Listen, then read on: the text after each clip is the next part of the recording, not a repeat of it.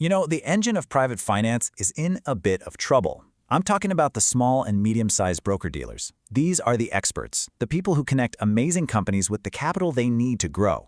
But right now, they are caught in a serious bind. So how do they get out of it? How do they survive and actually thrive in this new landscape? Well, let's dive in and figure that out. Yeah, this quote from our source material really paints a picture, doesn't it? An existential threat, a twin-headed squeeze. This isn't just about having a bad quarter. We're talking about a fundamental challenge to their entire way of doing business. The pressure is coming from two different directions at the exact same time, and it's making it harder than ever to grow. So, what exactly is this squeeze we're talking about?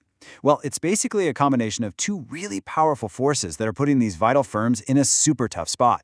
Let's break them down. Okay, on one side, you've got this mountain of regulatory complexity. Just think about the endless manual paperwork for things like Know Your Customer and anti-money laundering. The cost and the time it takes to get this right is just going through the roof. Then on the other side, you have market fragmentation. Most of these firms are kind of trapped, stuck playing in their own backyard, totally cut off from a whole world of investors and deals. Put those two together, it's crippling. And this squeeze, it's not just some abstract idea, right? It's creating some seriously real problems, day in and day out. Let's take a look at 3 crippling traps that small and medium broker-dealers are falling into as we speak. First up is what we're calling the local cap trap.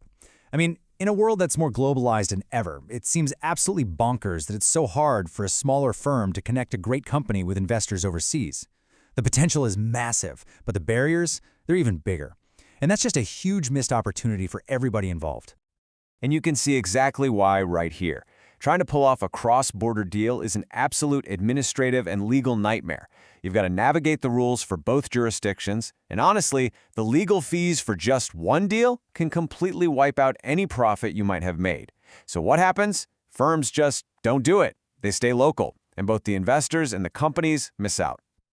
Okay, trap number 2 is product pipeline poverty. A lot of these firms are specialists, which is great. Maybe they're experts in clean tech or early-stage software. But think about it from the investor's side. What if they're looking for a whole range of different opportunities? Put yourself in an investor's shoes for a second.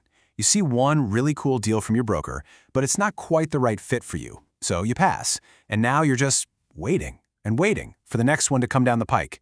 This just leads to frustrated clients and a ton of missed chances to put capital to work.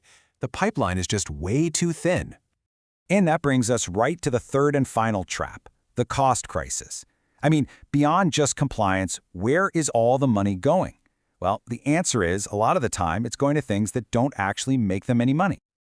This slide just lays out how crazy inefficient the current system is. Every single firm is paying for its own separate, siloed stack of software, their own CRM, their own compliance tools, their own document management. This overhead is a massive, massive drain on resources, and it's a total distraction from their real job, which is finding great deals and taking care of their clients. So if being siloed and fragmented is the problem, then it seems like unification and collaboration have to be the solution, right? This is where the whole idea of a shared digital backbone comes into play. A single, powerful platform that all these firms can plug into, and it could change the entire game.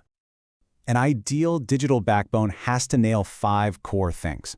It needs to handle everything from compliance checks and secure data rooms to digital settlement, investor relations, and even secure messaging. When you unify all of this on one platform, the cost and the complexity of working together just plummet, and a whole new world of possibilities opens up. But here's the million-dollar question, right? How in the world do you get different competing firms from different countries to actually trust a shared system? Well, the answer isn't just about cool technology. It's about building intelligent rules right into the system itself. The secret sauce here is something called a compliance orchestration protocol. Think of it like a universal translator for rules and regulations. It's a smart rulebook that's baked right into the platform, and it understands the compliance rules for every jurisdiction. It makes sure everyone is playing by the same set of rules no matter where they are in the world. And what's so brilliant about this is the perfect balance it creates. On one hand, the local compliance officers still have the freedom, the autonomy to use their own professional judgment.